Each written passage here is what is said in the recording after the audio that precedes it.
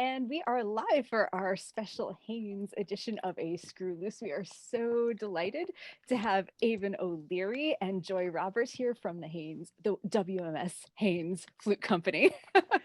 And this is going to be such a special show. Haynes has such a long history here in the United States and a very exciting future and present as well, which I know that Joy and Aiven are super excited to talk about tonight.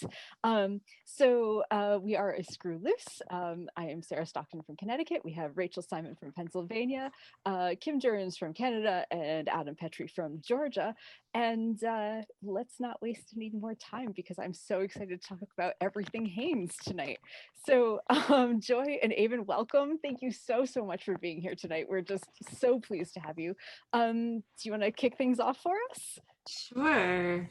Thank you guys so much for having us. This is so exciting. I've checked in. I watched a lot of your episodes just to hear people talk shop like while I'm working sometimes. I don't know, it just helps me like get into the zone where I'm like, I really got to focus on this. I don't want to listen to my audiobook. I don't want to listen to any music. Yep. So we have all been there. I'm excited to be here. Thanks. So yeah, like you said, Haynes has a long history in flute making. We are the longest continuously running flute maker in the United States. We have been around for 133 years, since 1888. And the company was started in 1888 by the brothers William and George Haynes, who were silversmiths, as we all know at this point.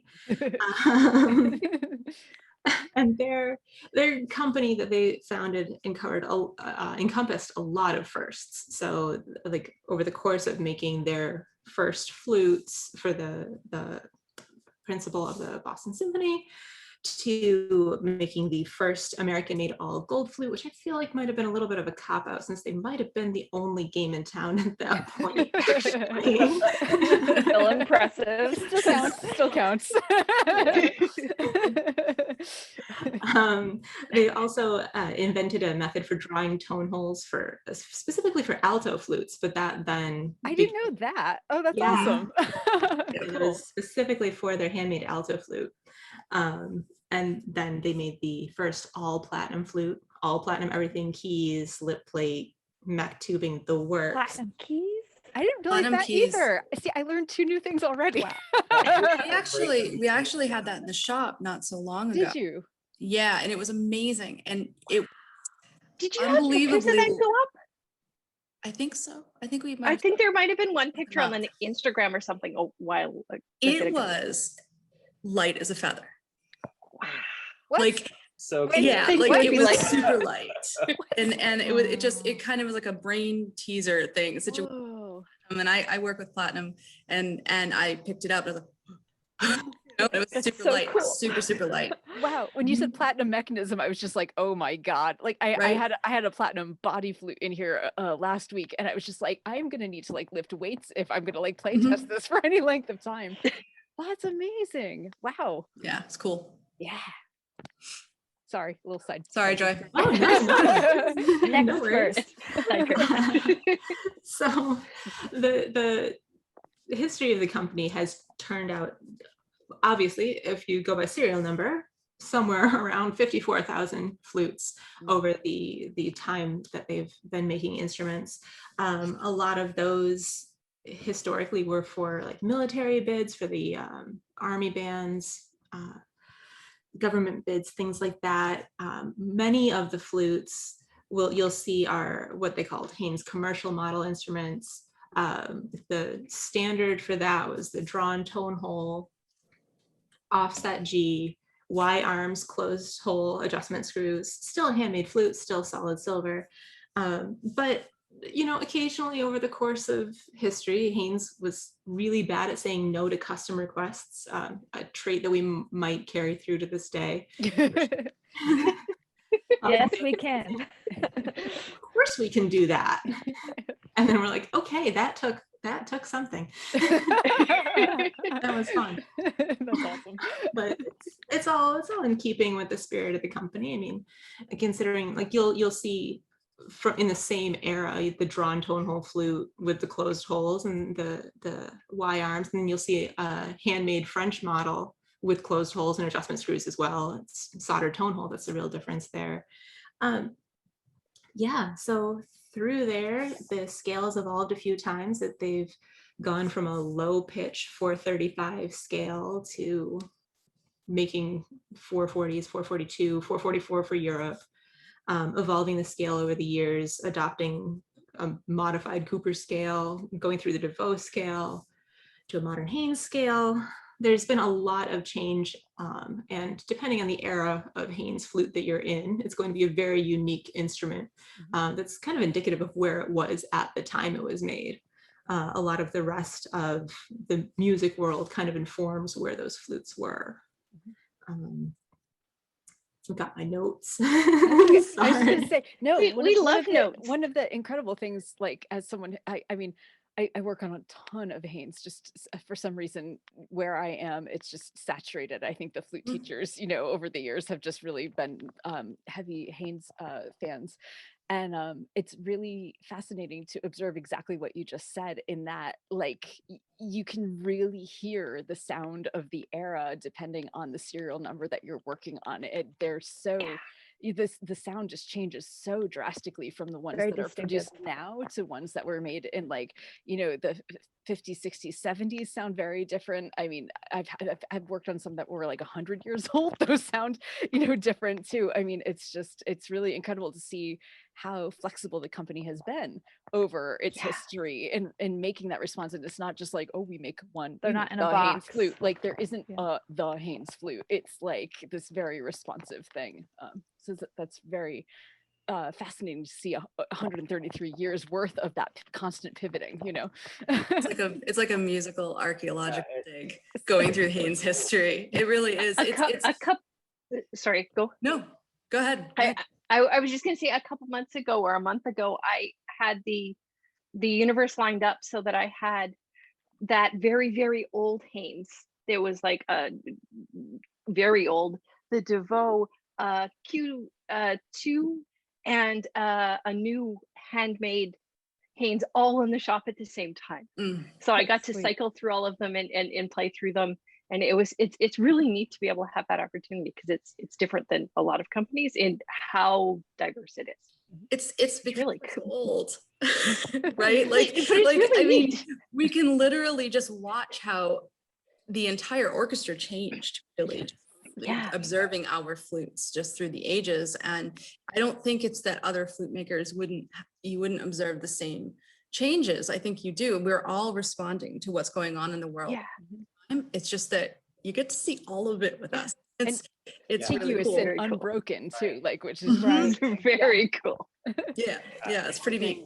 One thing that I have here, I don't talk about it often because it's a long-term back burner project, but I have Haynes Piccolo number 356. It's the first one that you all have on your records, and after they incorporated, and it's it's a very slow project that's happening, but because I've worked on so many of your instruments over the whole spectrum, I've been able to see how they evolved, and it is cool, even with like the Piccolos, and now that the Amadeus line has sort of brought that back.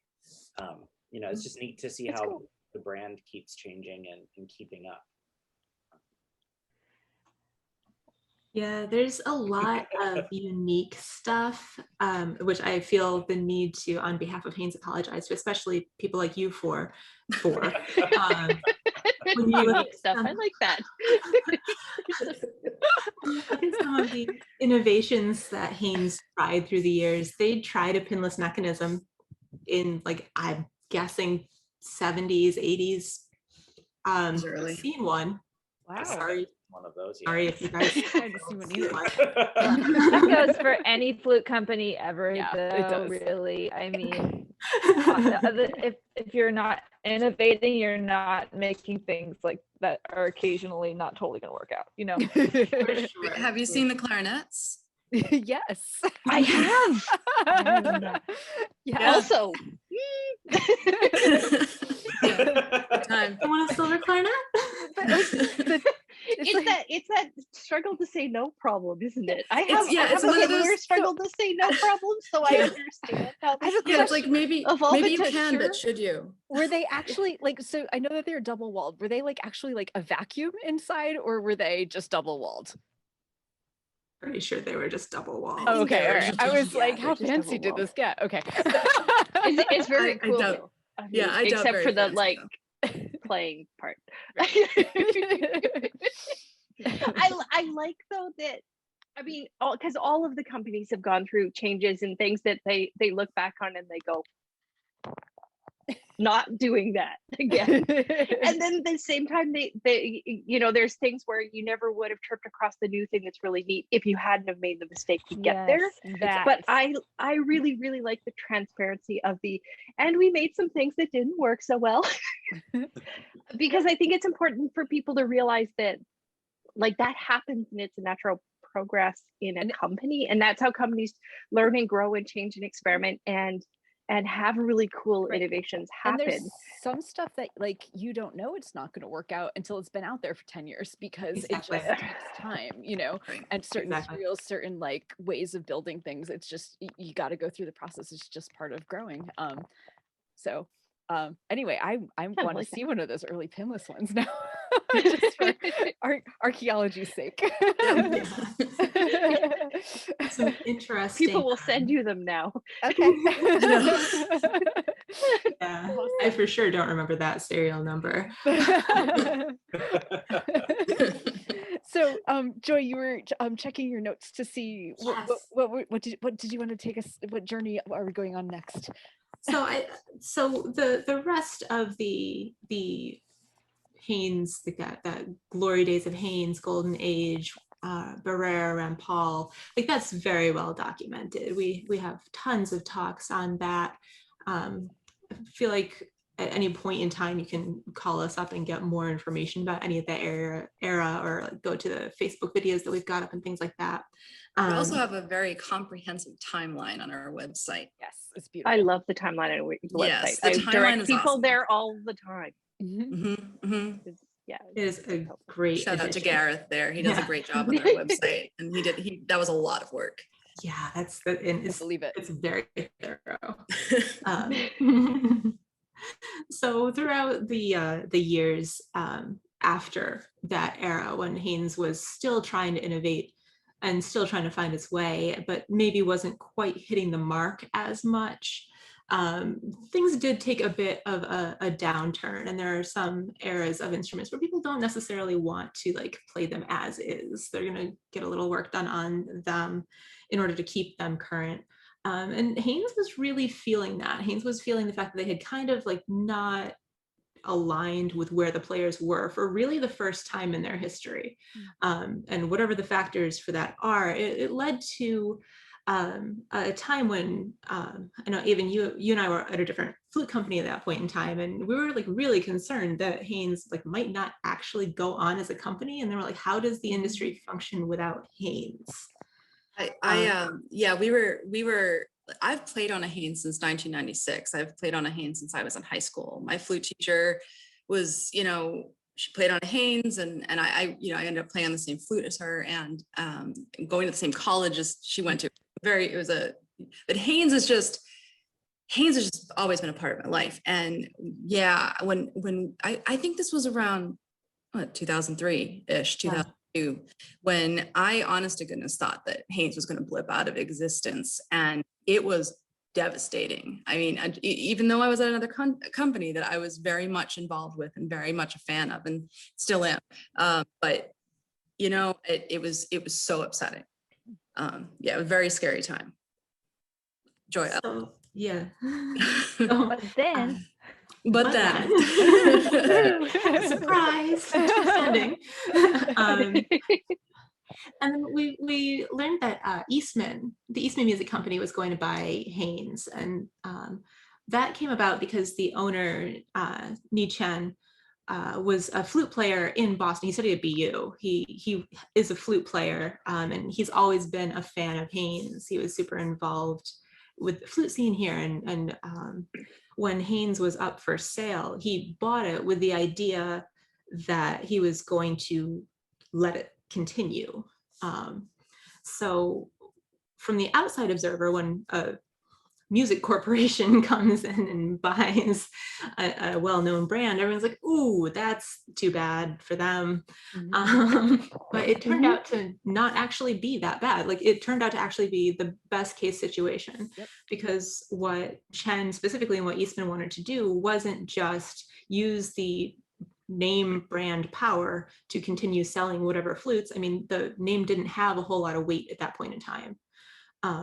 So in order to return it to something that was truly iconic, what they had to do was make sure they were bringing in and collecting people who could actually care and understand what the identity of the flute was, what the brand actually does, what the concept of sound has been through all those different eras, and how to modernize that and make it something that is not only contemporary, but also competitive with all of the other companies that branched off from Haynes at different points in time, with the idea that they were going to innovate in a different way. So every American flute company who has branched off of that tree, coming out of Boston or wherever, has kind of gone, well, that's cool, but we would really rather do this thing that is super, individual to that brand, whether it's a sound thing, whether it's an advancement thing. So for the Haynes brand to get revamped in the way that it did is actually a super unique thing, because it wasn't, again, when I was still working at a different company, there was a flute convention in New York, and it was like the debut of the redone Haynes flute. It was like the reemergence of the handmade after Eastman had bought it. And I remember going and playing those flutes, and I was like, oh, they actually did it. They actually did it. Nice. Yeah. They actually made a modern Haynes flute that like plays like a regular modern flute and not like an antique. Yeah. So when I got home from school and started working for a flute maker, Haynes wasn't really an option. I had Haynes in my ear. I loved Haynes, but just Haynes, you didn't go work for Haynes out of school, right? But that I remember that day like it was yesterday, Joy. I remember that convention. I remember the Haynes. I remember feeling real sad about it, thinking this isn't going to sound like a Haynes. This is going to sound like a flute from another flute company, but it was a Haynes. I remember tearing up. And it sounds sappy. It sounds so sappy, but I remember tearing up and thinking, oh my God, they did it, Yeah. I was at Haynes, I think 7 months later. Nice. 8 months later, something like that. I mean, it was really my chance. Like, I mean, when I got my chance to go to Haynes and help perpetuate the history and the sound, I took it. Like, I wanted. Yeah, I remember when that happened. I was doing some summer festivals at the time, and someone from Haynes did like an in-house thing, to present. And he had said, they'd been working on sort of redesigning and sort of bringing things to where they thought they should be. And I was like, oh no. Why does that always strike such fear in all of us? It's like, and then I picked it up and I played it, and I was like, wow. Yeah, that's a nice flute. I think we all kind of remember that transition. I was born into the Boston flute making world for my career anyways, and so I remember that moment where I was like, Haynes is the hot new flute. Like, where did that, like, suddenly Haynes is like a renaissance, and just suddenly it's like, wow, Haynes is big, and it's a totally new it's a total redesign, and pay attention. I remember that. Yeah. And I've been doing this this job since 95, and I remember the last of the old style, before the transition, and so I remember distinctly the last one that I played and then the first one that I played, and went, okay, we're good, because I thought I was worried it was going to disappear too. Yeah. And the concern with that is that not only is it sad to see something not live on that has been there forever, but there's all that history, and all of that other stuff becomes really hard to maintain. Right? Like all of that collected stuff that lives within a company, when the company dissolves, tends to get sort of ghost-like pretty fast. Less now with the internet, but before, It was in filing cabinets somewhere. I think it was just that perfect serendipitous thing of the right person with the right amount of money at the right time with the right vision and the right, Right attitude. Thank heaven for like flute players, right? wanting to preserve this thing rather than absorb it, So, and not what, I mean, it was just, what a cool thing to just all come together at exactly the right time and place. It was very cool. Yeah. It was really, we were really kind of the first run of this concept for Eastman too. Eastman has gone on and has purchased other companies and done the same exact thing. I mean, Shire's Trombones and Trumpet. Yeah. We have a partnership with Bakun, and we're working with Bourgeois Guitars, but really what Eastman does, and it's so important, is they leave the experts to do their thing. It's like if you're a sound expert, nobody's going to come in. There's no corporate overlord that's going to come in and say you're wrong. Like it just, and they really just let us do what we have to do to maintain the integrity of the sound and of the flute itself and the history. And it's been an amazing experience. And I was skeptical even when I came over, but instantly saw what the vision was, and it's been really great. Amazing. Very cool. So back, Joy, do you want to keep moving us down the timeline? And back to the list. Can do. I mean, if there are any questions or anything, feel free at any point to hang on a second. Fair. So the handmade flute was the first and the biggest and really the only instrument that was there at the time. So that was the first thing to get the revamp.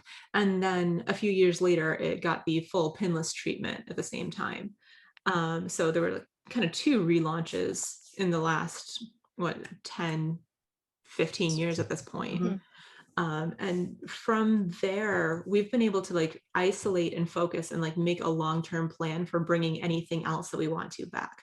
So we did an alto flute for the Amadeus as the next thing, modeled after both contemporary alto flutes and the Haynes alto flute, which if you have one, congratulations, they're amazing instruments.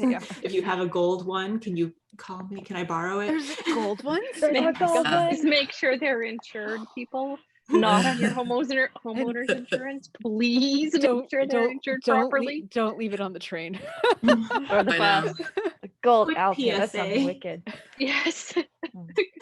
Super quick PSA, no matter how expensive or inexpensive your instrument is, please 100% insure it as an instrument insurance. Yes. Because if literally anything happens to it at all, we can either repair or replace it for you.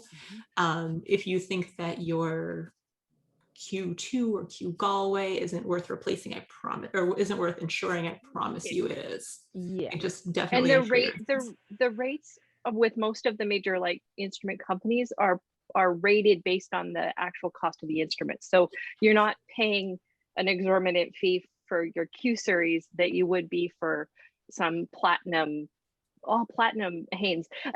So it's meant to be accessible. It's not scary. Also covers shipping. Yeah. Which is really important. And train rides, even the unexpected ones. So sorry, I've digressed. But so the good thing is that we're able to focus on things long term like that. So bringing back the alto, using the history, but making it at a more accessible price point, because I think most flute companies will tell you a handmade alto flute is not a money making venture. That's really difficult to do. It's not necessarily off the table for us. We've talked about it multiple times, and we've just decided we need to figure out a better way to do this to make it the level of instrument that it needs to be, and not price everyone out or lose money on them. So what we're trying to do in the meantime is make sure that we've got a super solid sounding instrument that's accessible, that is more affordable too. So same kind of model is applying to the Amadeus Piccolo that we're doing now too. Are we working toward a handmade Piccolo? When people call for to ask questions, we let them know that we are retooling at this point in time, and reevaluating what we need to do to make a handmade Piccolo as as competitive and contemporary as you're not being subtle. Interest, I'm excited. See, the problem is that we're all totally flute and piccolo geeks, so we get excited about everybody making stuff. Oh yeah. When I was at NFA, the last one that was held in person, I played the Amadeus Piccolo. I was like, whoa, who can I talk to about this? So weird little trivia fact. I got to play the Amadeus Piccolo prototype before it was even a plated prototype. I got to play it when it was still all brass keys. Oh, cool. Like I think some of them might have been plated, but some they were reconfiguring, I think, the D sharp and some other stuff. So some of the keys, I think it's been a while and my brain is foggy because I was doing other things, but I actually got to play the prototype when it was here briefly. It was very cool. Awesome. So you have plans for a handmade E-flat flute, I hear? No, I'm kidding. Yes. Everything's on the table. Are we gonna get you on team Open G sharp? Because That's right. We're currently petitioning the world. Oh, we can do an Open G sharp right now. If we can do an it. Open G sharp.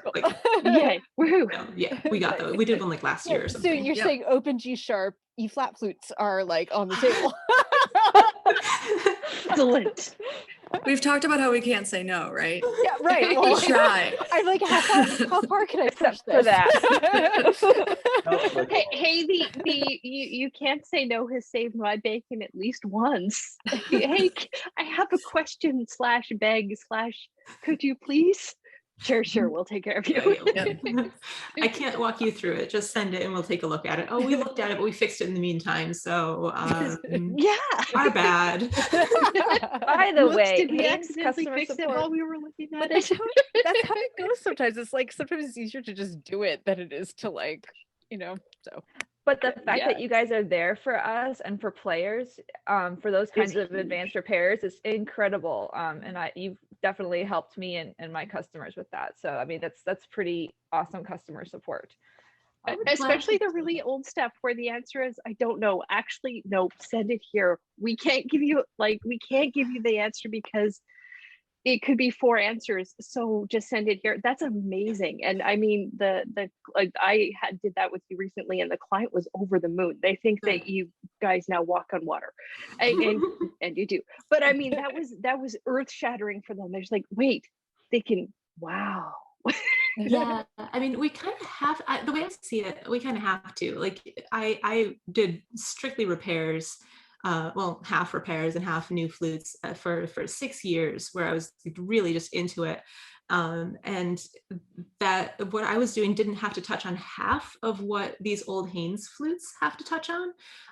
But forged keys don't bend, even if you really need them to. So I don't want to have to tell somebody, try. Like, we'll say, we'll have to take a look at it. And also, we did some real weird stuff. So if someone's calling up and saying, let's call it like it is. This could be anything. Yeah, like if someone's calling up and saying this key is moving with this, not that, like it could be that the thumb shake lever is reversed there. It could be that, or it could be completely broken. This is I had these all have B natural instead of B flat levers, just because that's I have one right now with that. But it's fun. So I mean, I really appreciate the fact that you could quite easily say, yeah, no, it's 100 years old, right? But instead, the answer is, it's 100 years old. Ooh, put it in a box. Send it to us. Which is so much nicer than it's like 100 years old, right? which well true, it's not helpful because the player isn't good. The players often the players that have those instruments are also older, elderly, and they're not in a position where they're going to be replacing that flute with a new flute. They just want that. They've had it forever. It's their baby. They want it to play for the rest of their lives. So could we just fix it? Right. Like, it's always investments. I love that. Anyway, these flutes were always intended to be investments. Like they were always supposed to live for a long time. We recently overhauled a flute that was literally 100 years old with the drawn and not rolled tone holes, the super sharp edges. Yep. oh, those ones. Yeah, no ribs, just posts. Yep. Yes. Yeah. So we overhauled it as gently as we could, and I had the conversation with the customer because it was his grandfather's flute that was passed down to him. Oh wow. And he, since COVID was happening, he was like, well, I guess I'll finally get into playing it. And I was like, let's check in with what your expectations are for playing this instrument. That's really important. Like this scale is not going to mesh with like literally anyone else. Like this is not going to be like a going out in ensembles instrument. And he's like, no, that's fine. And he's like, I actually have a flute that I can play in ensembles. I just want this one to be playable. I was like, oh, we can totally achieve that. Done. The right reason. Instead of like switching over to like felts we kept like the cork on the tails. We like used the same type of material that was in each thing. We kind of did like we were able like a restoration sort of. The restoration instead of a renovation, which is almost always what we prefer to do. So like if someone calls up for an overhaul and they're like, I want to convert my flute to Stroudinger pads, we'll say, we'll look at that and we will let you know. Yes, exactly. Because sometimes we literally can't. Sometimes there's not a wide enough variety of Stroudinger pads in existence to match those cups. Sometimes it's just not going to happen. Like alignment, the sizing, geometry just isn't there. Yep. And at other points in time, it just shouldn't happen because the flute's going to have a totally different personality. A whole different flute at that point. Like, would these technically fit? Yes. However, this flute has these qualities in its sound that it aren't necessarily going to. The best part of it is not going to be brought out by Stroudinger pad. So let's just do felt, and if you don't like them, then we'll change them. But let's do this first. At 99%, I think that we've never actually had someone disagree with us once they saw that what their flute actually needed was an overhaul, not a new pad. Yeah, exactly. Exactly. So cool. So you have a slideshow for us, or are we at that point? Okay. Are we at the slideshow? We're excited about that. I think we're at slideshow point. Oh, exciting. Right. So we enjoy guest pets. What is the guest pet's name? Oh, this is Nissa. Oh, Hi, Nissa. She's grumpy. She's kind of a grumpy cat. She's my grumpy cat. We've almost always, when we do guest things, because of COVID, everybody's at home, so we almost always have guest pets. It's sort of become well, see, at this point. you were almost expected. We love. She hates the flute. Hates it. Very sad. My dogs love it. They'll sing. Really? Play things. My dog loves it. I'm alone. I'm home with them alone this evening. So if I like duck out, it's because they're like. I got it. They are not trustworthy. It's like having little toddlers with 4 legs. They really are, dogs especially. I have a dog. I don't need to get into my pet story. We're here to talk about flutes. I'm so sorry. Okay. We'll have to do like a the special flute for a baby group. We need to. That's what I'm saying. We need to do a pets flute edition. Yes, we do. We'll just like invite everybody and anybody who has like, yes, that would be great. Okay. Okay. Slideshow. So the slideshow that I have, hopefully I can talk this through. Let me. Yeah, we'll jump in. Okay. All right, but you don't. The slideshow we have starts in our. So this is our current shop. So we're going through the shop in order of how the parts come together. So here's our machine shop. Here's Jorge making some lip plate assemblies here for us. Everything that's happening in here is taking a part and putting it into a sub flute. So we're taking raw materials and putting them into parts. We're taking parts and making sub assemblies out of them.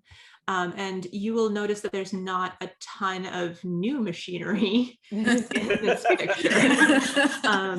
One of the other benefits of Eastman is that we don't have to invest in all of the technology ourselves. We can drive down the road to Shires and use their CNCs. So we can take other things to Bakun and have them turn our bodies for us. So like that we have resources. Fun fact about some of those old machines, though, is that some of them are so old that they were used to make like weaponry during World War II. Yes. Oh wow. And Cool. we've found the drawings for like the parts of bullets and stuff like that. Oh my goodness. That's kind of Yeah. cool. Blueprints. Yeah. We have a box of blueprints. That's I mean, amazing. See, but if you buy a really good tool once, everyone. I know, right? Right. But that's actually true. Like we are literally an advertisement for that. So what they would do is every company, it was during the war effort, and different companies were commissioned for this work. Everyone would be doing a piece of a thing, right? So no one company was doing like I'm sorry, I have motorcycles in the back. No one company was doing like a whole gun or anything like that. They were just doing components. And we found the blueprints of the components that we were making, which is cool. everything. So cool. We have everything that we ever had. We're all such nerds about it that every like random thing we find, we're like, hey, look at this. And then we'll like lose an hour standing in the finished goods room looking through an old box. And I'm like, we all have work to do. Yeah. We all need to go back to our desk. Like an Easter egg. Yeah. Like, sorry. Okay, sorry, Joy. Right, like I've been there to Haynes and I've like seen it and I'm just like, yeah, you could totally get lost. Like, wow, look at that. How did that get here? Oh, it's been here a long time. Yeah. Yeah, the archive rabbit hole is deep and steep. Mm-hmm. So Pick a cool. point. So you're and saying go. more than a couple days when I come visit? Yeah. Likely. Okay, take 2 of the slideshow. Yeah, let's do it. Okay. All right, so machine shop here. Here's some assembled lip plates and risers before Aiven gets them. You can kind of see in some of the gold risers and silver lip plate how tiny that hole is. In the upright one, you can see a tiny hole there too. So these are just assembled, and then they will cut out the extra lip plates so that Aiven doesn't have to cut all that by hand here. Here we've got a box of crown parts. So here's how our crowns are made. The brass dome is hollow, that goes into the center. The brass insert rather. The dome is punched. The ring is a casting, and then these 3 parts are all cleaned up and hand soldered and polished to make the crowns that we have. There's a close-up of the ring before it's cleaned up, so you can see the amount of work that has to go into cleaning up that casting in order to get it to the well-defined, shiny, beaded ring that's on the crowns on the finished flutes. And then the star of the show in the machine shop, this is our drop forge, which we've all heard about. This is and it's huge. It's huge. Yeah. That doesn't show how big it really is. How many atoms tall is that? That is probably at least 2 1/3 atoms tall. I think maybe 2 atoms at least. You're right. That does not look as tall as it is. It is big. His top's 2 atoms. I think it's just 2 atoms. You think it's just 2? I mean, I'm 6 feet, so yeah, I think it's 2 Are you atoms. 6 feet tall? yeah. I didn't remember. Seriously. Okay. So then, It's impressive. I always It's probably- get shocked it's when I probably about stand- 2 atoms then. I always get shocked when I stand next to Adam in real life, and I forget how tall he is. And I go, Okay, I'm super short, so God, I am. Yeah. Yeah, it could be like 2.5 knees. Yeah, yeah, that thing is enormous. it's so big. How So old and is this it? is the original, purchased used in 1888. Yes. So how it works is the rope is attached to this weight, which is, I don't know if you can see there, it says 50 pounds on that weight. So this is lifted and then dropped down, and there's male and female pieces to this stamp here. And what happens is if you go from bottom to top, this is how the keys were formed. So there was a bar that was punched into all these different shapes and then eventually formed into the key.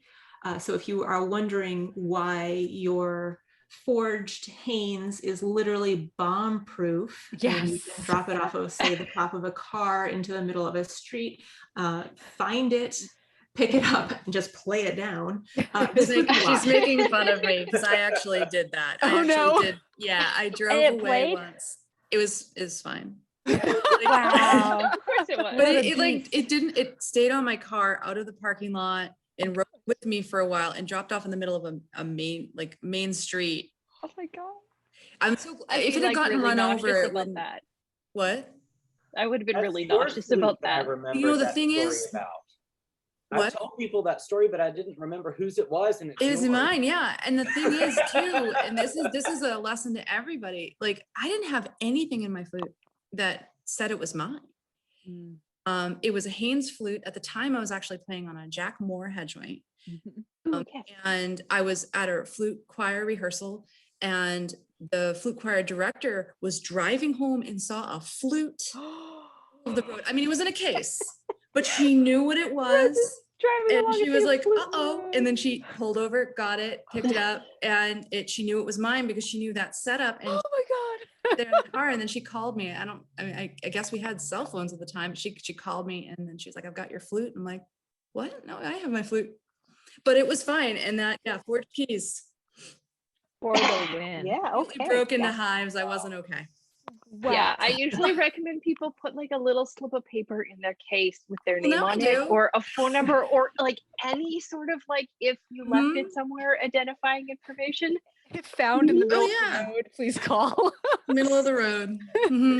Yep. Okay. Sorry, Joy. I'm here for the anecdotes today, by the way. Yeah. Well, no, but it's good. It's good for people to realize that this Mhm. stuff like actually happens, and they're not fairy tales. Like, Yeah. they're Yeah. not made up to scare people. And it yet- really happens. And it happens. happens to like responsible people whose job it is to take care of flutes too. Right, Like, right. Not just 12-year-olds. right. I was gonna say, but you came out okay. Look at you now. Yeah, look at me now. It's built character. I'm stronger now because of it. So it's my flute. Exactly. It built something.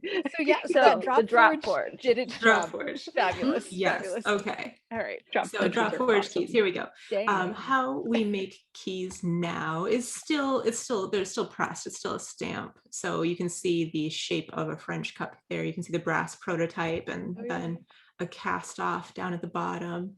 This is a huge machine that puts tons and tons of pressure into stamping each and every one of these out. There's a couple trays full of the keys before they're cleaned up. These are just trill cups, C1 cups, and then looks like some foot joint cups, probably down at the bottom. Then from the machine shop, we move into the body department. So here's one of our body makers. She's got her kits to the side of her. She's put the tone holes on this one. She's milled out the insides, and she's setting up the ribs. So I would love to pause right here and Sure. just take a moment, and like my heart is so filled with joy. Also joy, but because like it's like all of the pictures that you see of the Haynes workshop from like the day, right? It's Oh my all gosh. dudes. It's all guys, right? And like, now here's the two of you like running the place, and like, you know, we see like, and you're like, oh, and here's just a random person. Oh, it's a girl. Like, what an amazing time we live in. Like, I am just, it makes me so happy to see this happening in our industry, because it still is, you know, as a technician, like women are still in the vast minority in this field, and sometimes it is still hard to be taken seriously, and to see one of the biggest flute companies on the planet so well represented, it's really amazing. So Well, thank you. I paused Good for job. a quick anecdote that I think you'll appreciate. okay. I promise we will stay on track. So at another convention that we were at recently, a woman came up to, actually me and Aiven, you were there too. A woman came up to us, and we introduced ourselves, and she said that when she was a student in the 70s, she had asked to work at Haynes. And she was told, no, they're not going to hire women. It would be too distracting. Oh, that line. Yeah. Ooh. Yeah. Yeah. I told her that I often think about things like that when I'm playing flutes in the showroom, thinking, well, now the women are some of the ones in charge. We've even come so far from when I started. I mean, when I started, it was very common for, even once I wasn't a new tech anymore, but it was really common for people to go and ask for the repair tech, and for me to come out and ask for like the flute specialist, and me to go, yeah, and them go, no, I mean the man. That happened to me And 3 years ago. But and I'm there's also and there's digressing. there's nothing wrong with like if you meant because the last time you talked to the guy named whatever and you can't remember his name, but that's not what they meant. So it's nice to finally be at a point where I think a lot of that has disappeared. I mean, we still face it, but I think that we face it in a much different reality than we did in like even the 90s when I started. Yeah, for sure. Now it's just that the random person every once in a while who just, they also have a whole other list of baggage that they're carrying and they want to know if they can talk to like the guy in charge. But it's nice that we're sort of at a point where that's less of a thing. It makes me happy for new female techs and male techs going into it, because you know, anybody who isn't whatever the cookie cutter technician looked like before, it's nice to have that diversity coming in. So yeah, I got to Haynes, I was one of 2 women. I was the second. I mean, I wasn't the second ever, but at that time, only 2 of us, and it was crazy. It was really like I think from the other company I was at, I was like, I feel like there were a lot of women there at the time. It's about 50-50, I feel. Yeah, I feel like that was about 50-50, and that felt right and comfortable and sort of normal. Like representative of general population. Yeah, right. Like so weird. Right. but coming to Haynes was an adjustment, and it changed pretty quickly. And you know, it was, I mean, we were changing anyway. Haynes was changing anyway. But that changed. But anyways, that's all. Sorry to go down that rabbit hole, but it's a good rabbit hole of like all of the pictures that I've seen of the Haynes workshop in the past with that one. It just struck me, and it was such a beautiful thing. So yeah. Also, you realize all of these photos now are permanently time-stamped because everybody from the last year's got masks on. That's true. Yeah. It's like the timestamp forever. Everybody's like, oh yeah, that must be from 2020, 2021. Oh yeah.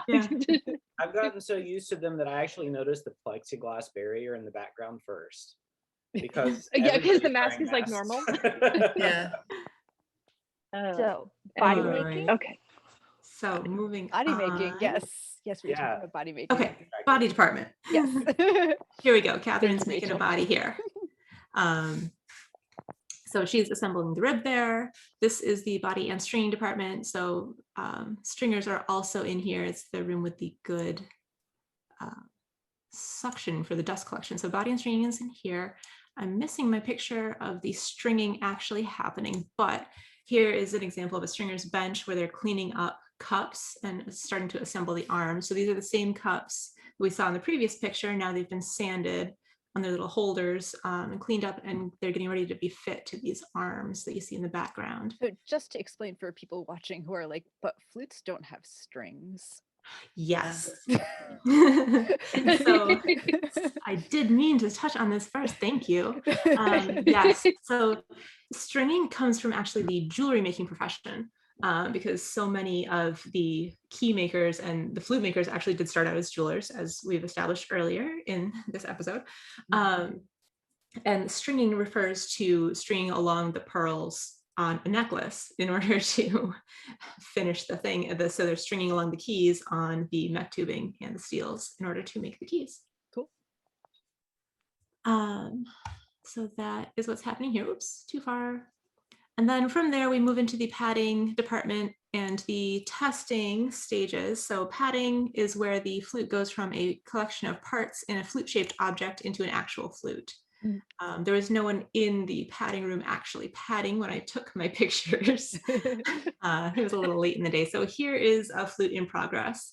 And you can see the common tools that are used here.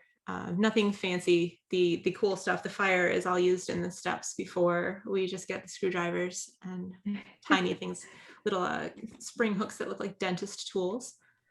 All of her benches look equally messy all the time, the same, but completely orderly to another tech. If you ever noticed that? Yes. All our benches, like it's totally organized, but if somebody was to just look at that, there's parts everywhere, but no, they're exactly where they need to be. Yep, that's right. I'm really impressed by how clean that is. Wow. My desk back here behind me.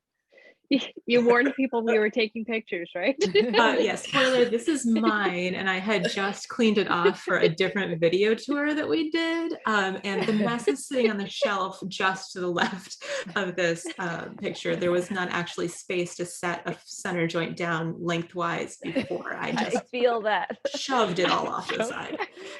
It's a very involved process. There's a lot of stuff. It is. And then after the flute is padded, it goes to the testing process where we do a lot to make sure that it sounds and feels as good as it should. And I can get into like the whole actual flute making process at any point in time, or I think we probably do also have videos up detailing like what we do there if you guys don't want to necessarily get into that tonight. And then we move to the head joint, and this is Aiven's bench and her super high-tech tools that she uses to cut every head joint. Yeah. So yeah, I always make the joke that my tools are not high tech and I don't get the fun tools, but I'm really, really fond of my mirror on a stick. Like it's a pretty cool tool, and it's been my mirror on a stick for a long time.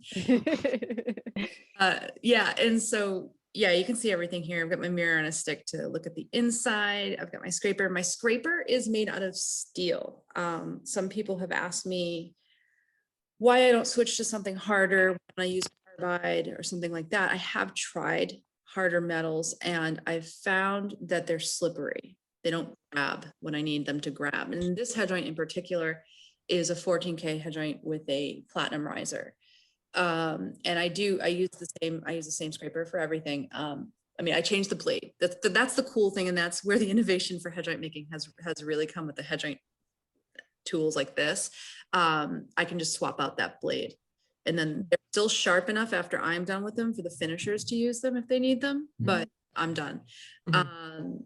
But yeah, so anyway, it's funny. Different metals are different. They're more slippery or more gritty. Some of them, like the 14 karat, sort of like curly cues off. Silver does too. Silver's pretty fun to cut, but steel is the way to go for me. But yeah, that's the bench. And I cleaned it. It's never this clean. I cleaned it for a tick. Again, I'm here for the anecdotes and the fun side stories. I ticked yesterday and I accidentally flicked it, so I went scorched earth on my bench and had to clean everything up. So this is as clean as it gets. Just a quick question for my personal indulgence: is that a half round file there? The file, what? The needle file, is that like a half round or? Yeah. Okay, I was just curious to make sure that like I'm not that far from where you are. No, you're probably not. I know what all of those things are very intimately. Yeah, I think it's a half round file, and I think we've talked about tools before too, and I don't think we have. This is it. Yeah. The only thing that's cool is that you can kind of see it at the bottom of my calipers. They have a little hook that was soldered. I have a set like that. Yeah. Yep. I mean that's it. One like that. Yeah. Yep. So, Aiven, I'll mention here that you do a chat for people about head joint making, which is totally fascinating. And so if people are more interested in hearing about that, should they contact Haynes or? They can contact Haynes. They can go to the website, and there's a section on the website it's called Haynes University. And if you scroll down to the bottom of the Haynes University, you'll find different classes with people from the staff of Haynes. I think David and Joy, I think you do a class too, right? And then there's one with Gareth, and Corinne does, and my head joint class is there. And what I do with that class is I used to travel and do this class a lot. Yeah, that's right. That's where we met. Yeah, right. It was a lot of fun. It's difficult to travel and do that now. So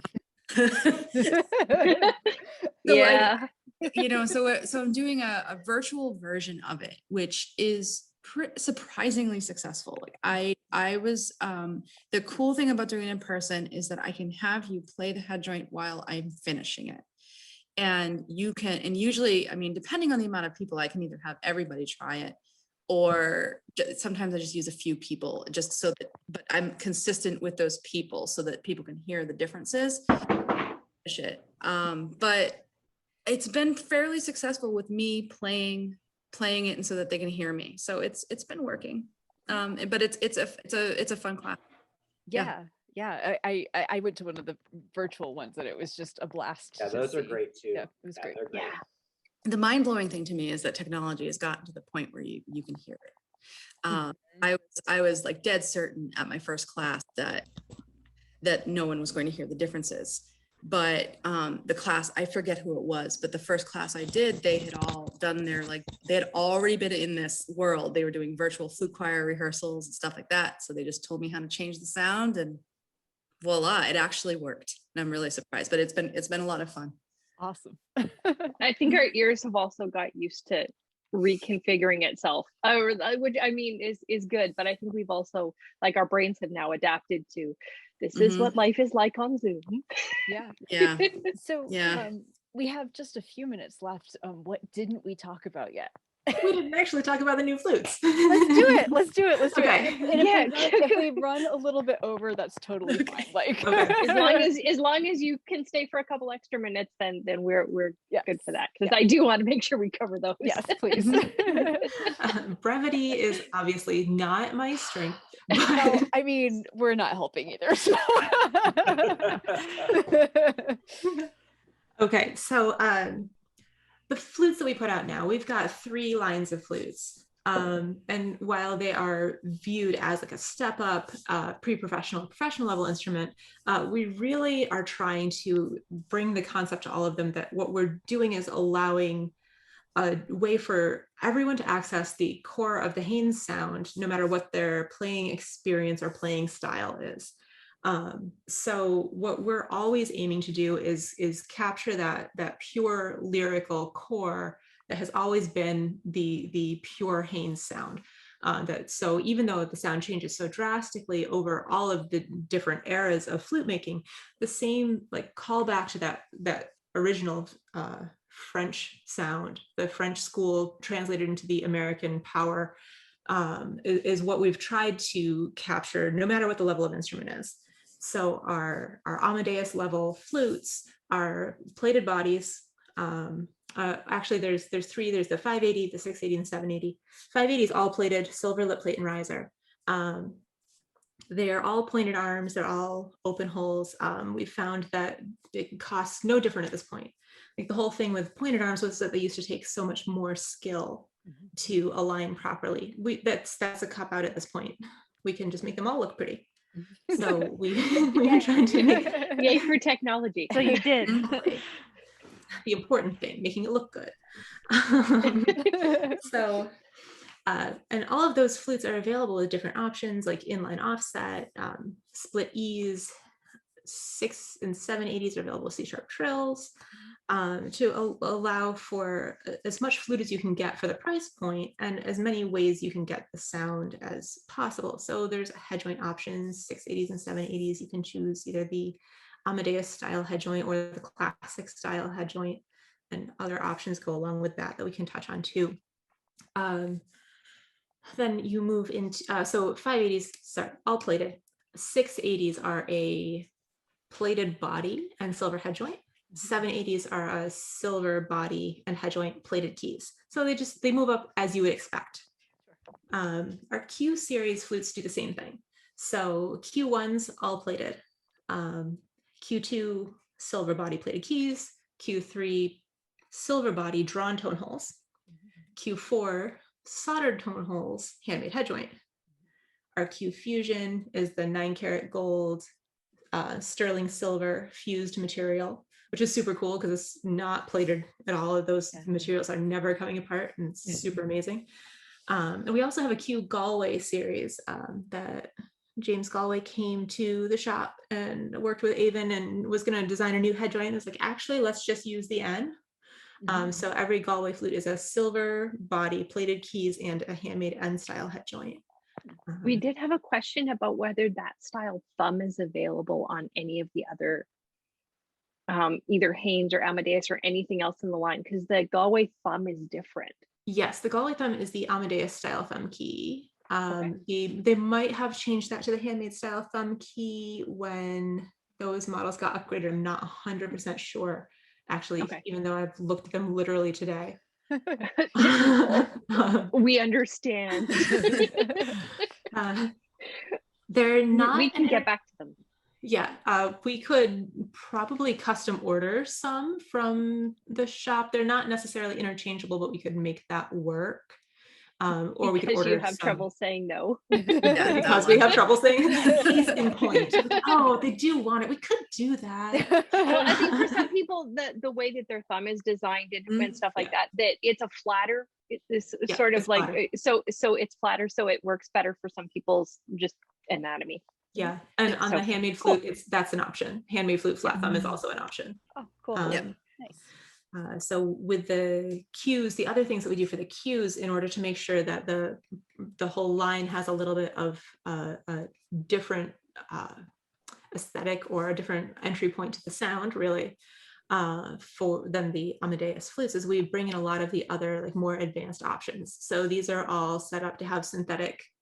They're Pizzoni S2 pads. They're a synthetic hard pad. They're pinless left hand mechanism. So when you're doing the F to F sharp, your A sharp is not going to bind and only play F, among other things. So, and the Q and Amadeus flutes are made at our factory in Beijing. That is just ours. No one else is making flutes there. They're making our flutes. They're making Eastman flutes. We go there, not now, fairly regularly in the before times. We go there. And the amazing thing is that the same people are there when we go. Like you hear things about like there's a high turnover, like the job, like it's not a career path really, just culturally in manufacturing, but like we've retained the same people because this is a skill that's necessary. And more what we're trying to do is not just take the options and the methods for making a flute and try to apply that to a lower price point, but we're also trying to get this factory to like come along in the same way, look at flute making in the same way. Like, are they going to be necessarily as invested as we are making handmade flutes? No, but they don't necessarily have to be. But what we are going to do is show that this is a skilled thing, and the better you do it, the better it goes. And the longer they do it, the more consistent they get, and the less great phone calls and emails that have to go back and forth with because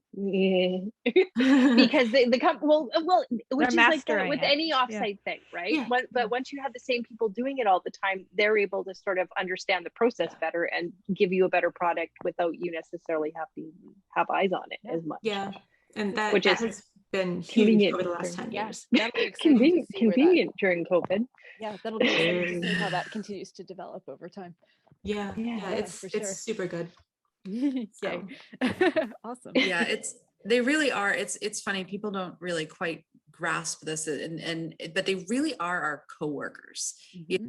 I've known these headjoint makers over there for a long time. I've worked with them on developing the Eastman headjoints, and I've trained them, and it's the same guys, and we don't speak the same language, right? But we always have people there. I mean, we know each other. It's a really cool partnership, just like every other section of Eastman. You know, we're all sort of trading knowledge and everything. It's really cool. Yeah.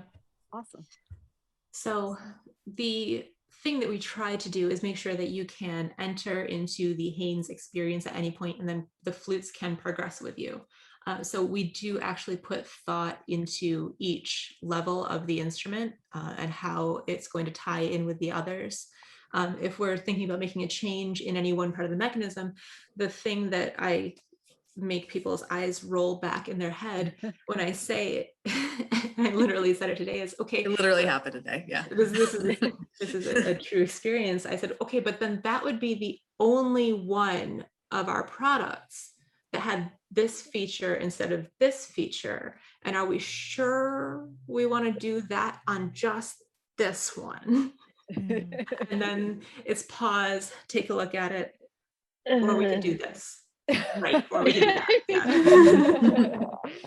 that. So that consistency is something that we look at all the time. Like, we want to make sure that you can like have the Haynes experience without necessarily needing to go all in for like over $10,000. That's not always practical. If I was buying a flute right now, I would not have $10,000 for it. Right. So well, we often have that. I say this on almost every. We have that problem, especially in Canada, because our dollar fluctuates so badly. Yeah. So this time last year, our dollar was right around 68 cents US. That makes some pretty hard decisions. I mean, it's hard to come up with $10,000 US. It's nearly impossible when that turns into like almost twice as much. Sure. Yeah. During a pandemic. Who's stressed? We're not stressed. No, the flute industry is not stressed at all. We're good. We're all fine. The nice thing though is that we have all, I think, joined together.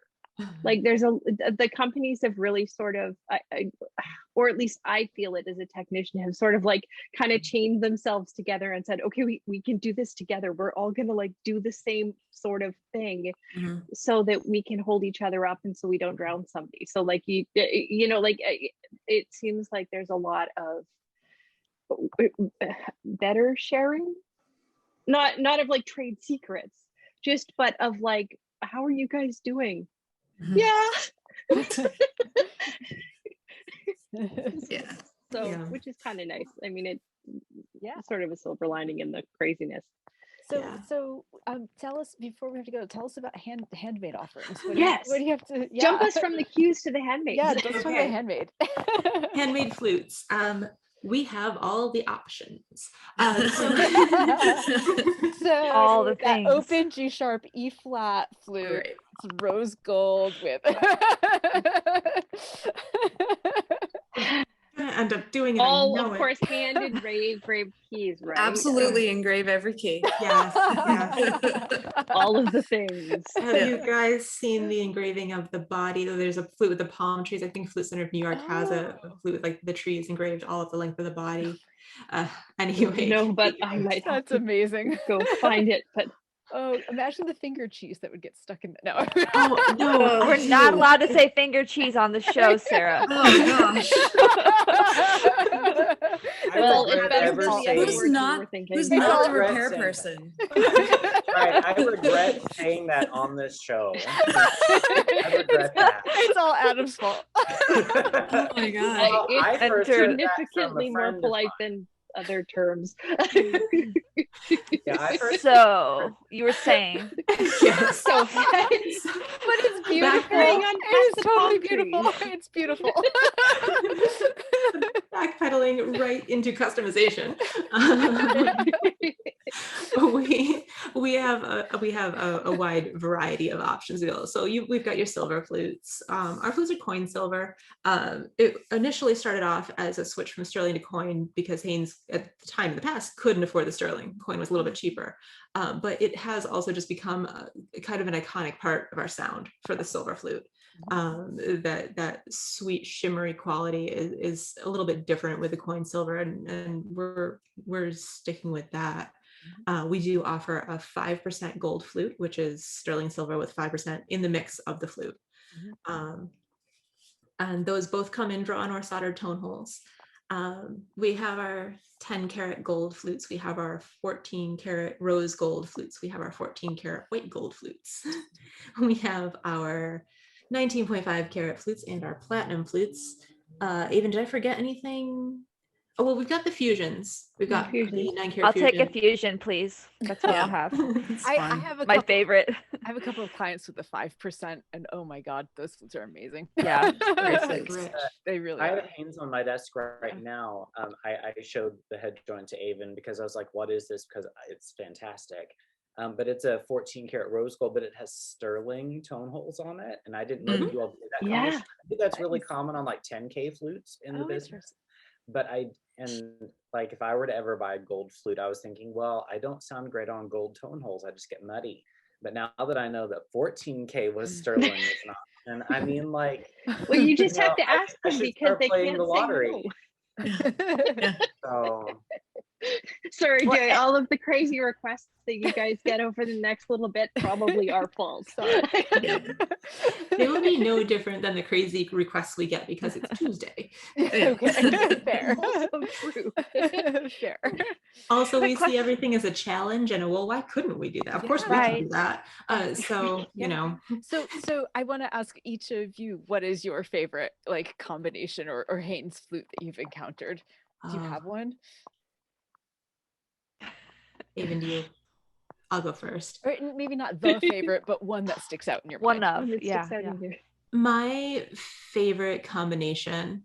So actually, for Haynes, like in general, like all Haynes products, not necessarily me. Like I never thought that I could play one of these flutes. I never thought I would enjoy one of these flutes, and I never thought I would like actually love one of these flutes. But very unfortunately for me, there have now been 3 platinum flutes with 14K keys. Oh no! Which And they spoke to you. like it's not really fair that the whole thing can become so easy to play. It's not really fair that the air just like wants to move through that combination, and it's not really fair that you can still get like that super shimmery light sweet sound, but then you can like also like you can put so like, much air in. just it can make and that you don't have like $6 million just burning a hole in your pocket. I mean, that's the thing that's saving me really when we think about it. Like, I would be just like buried in platinum flutes if it wasn't for the lucky stroke of me just not having infinite wealth. I'm just, looking at the red bill and going, not this month. I want to play one. Platinum's never really been my friend until that last one that we made. I know that's the one that it was like really. Yeah, it's 14K for me. It's 14K with silver mechanism. Actually, that's kind of I play on a silver flute with a 19.5 head joint, which took a minute to kind of get used to the weight difference. But I've been playing on that for a long time, and I thought that was what I was going to play on forever. But I think 14K. 14K is kind of my favorite across the board for everything. It's my favorite head joint to cut. It's my favorite metal to work with, and I think it's my favorite sound. Nice. Would you keep your 19.5K on it, or do you think you might try a 14K? I think I would go all 14K with that. Yeah. There's a special color in 14K because I don't know why I just get a lot more gold flutes than silver flutes, so I get a lot of the 19.5 versus the 14Ks, like across the spectrum of the brands. And there is something different about 14K as compared to 10 or 19.5. Like there's a thickness and a complexity that's there that sort of diminishes on both sides of the carat spectrum. That I really appreciate. I personally sound a little bit muddy on all 14K, but if you mix in something else like in the riser or the tone holes, it's fabulous. Yeah. Take out some of the density. Well, it's nice though because you do have all of those options, so it does mean that players can mix and match a lot of different options, especially once we get back to doing things in person again, because it's a little hard to do all that kind of like mixing and matching and playing a million flutes when we're all stuck at our houses. But it is really nice to have all those options available, because it means that if you think it would be a good fit for you, you can pretty much find the right mix and match and stuff like that. Yeah, and that's the thing that we really want to like. That's the thing that, at least for me, my favorite part of work is not the part that I do every day. I mean, not that I don't love my job, Aiven, please. But the thing that I really enjoy doing is coming out of that and actually hearing a person playing the flutes and actually like working with someone and knowing what I know about how the flutes sound and how you have to like either get into them or not. Like you can hear not only where somebody is currently in their playing experience, and if they're looking to upgrade and change their sound, once you know what like words they're using to describe where they want to go, like you can just like help them like mix and match and say, okay, so yeah, you're right here right now, so you could get this flute and then you could be playing through it in 6 months, but let's like get you settled on a body, then we can exchange head joints later. And the beautiful thing about us not saying no and wanting to infinitely customize everything for every individual is that you can have a silver or 5% flute that has gold tone holes and rings and ribs and posts even.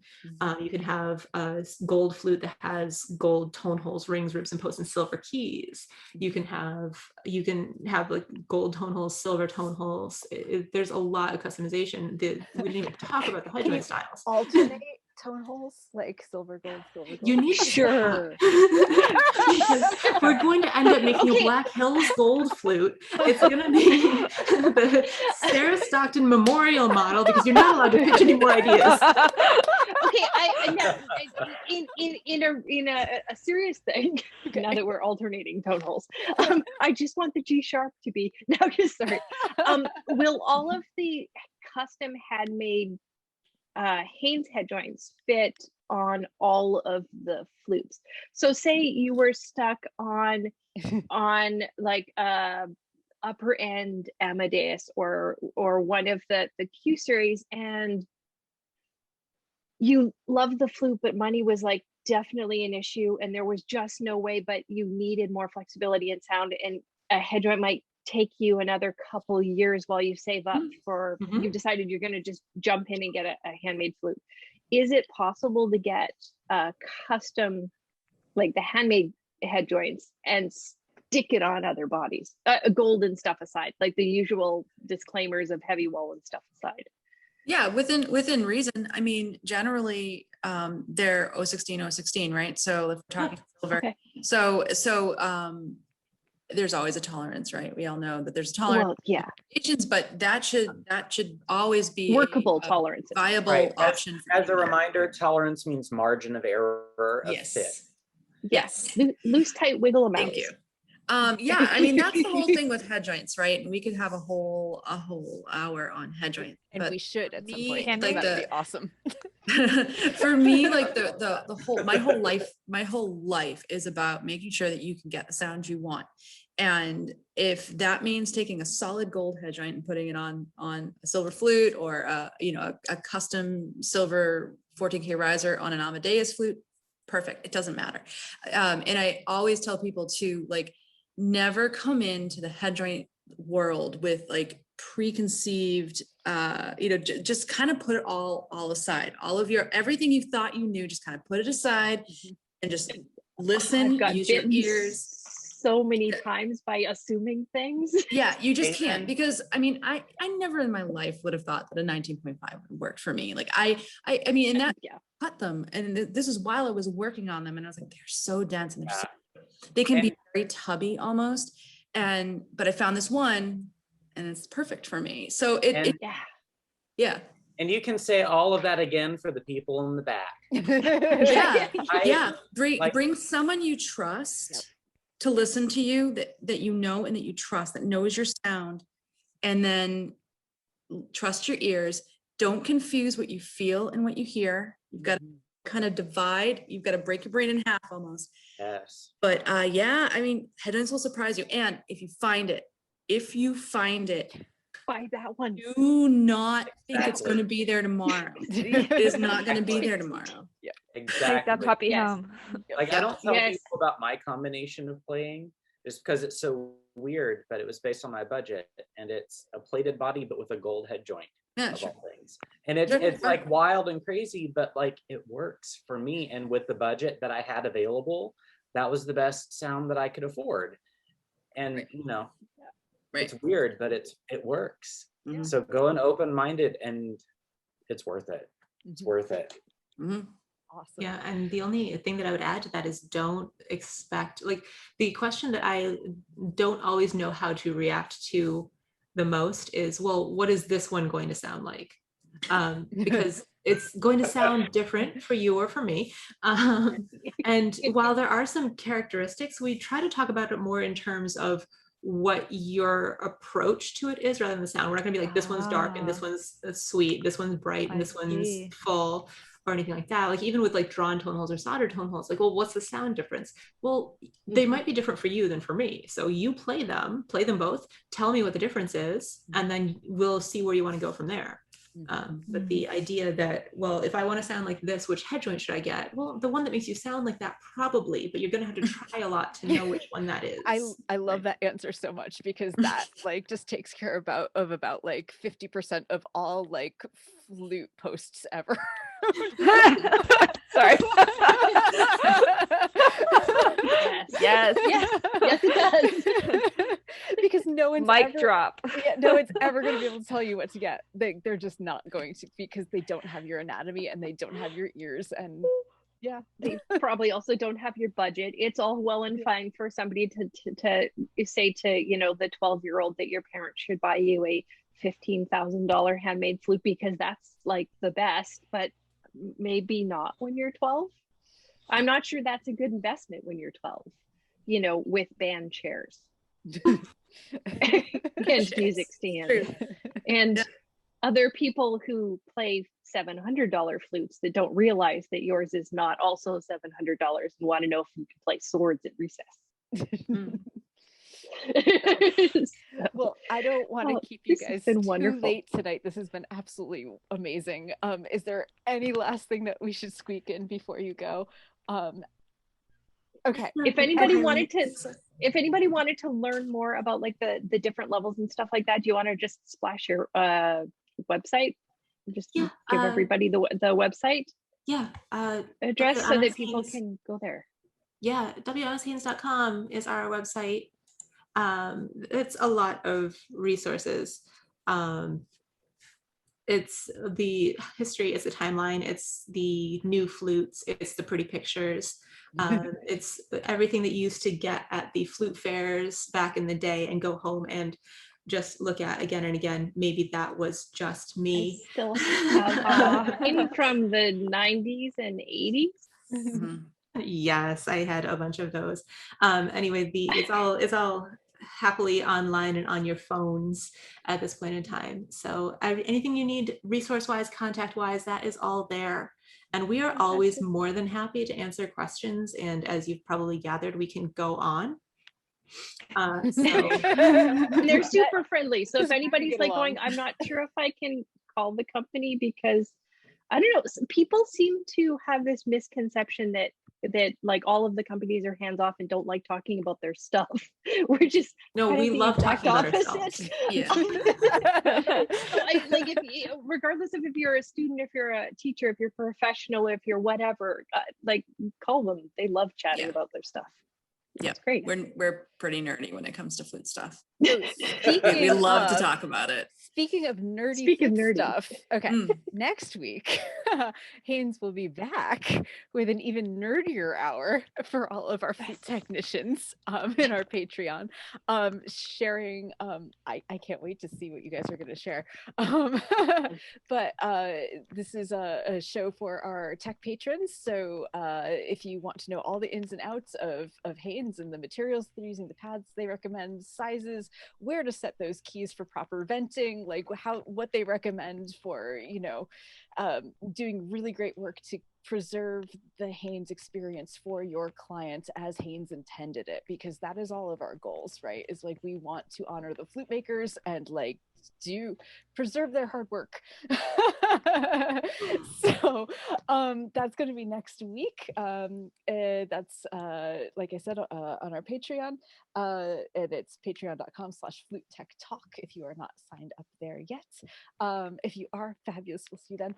And Joy and Aiven, this has been spectacular. Thank you. We ran out of time. We'll need to have you come back again for another one of these. Yes, thank you so much for your time. This has just been absolutely wonderful. Thanks for having us. Thanks so much for having us. All right. This Have a great night, everyone. Thanks. Bye, everyone. Bye.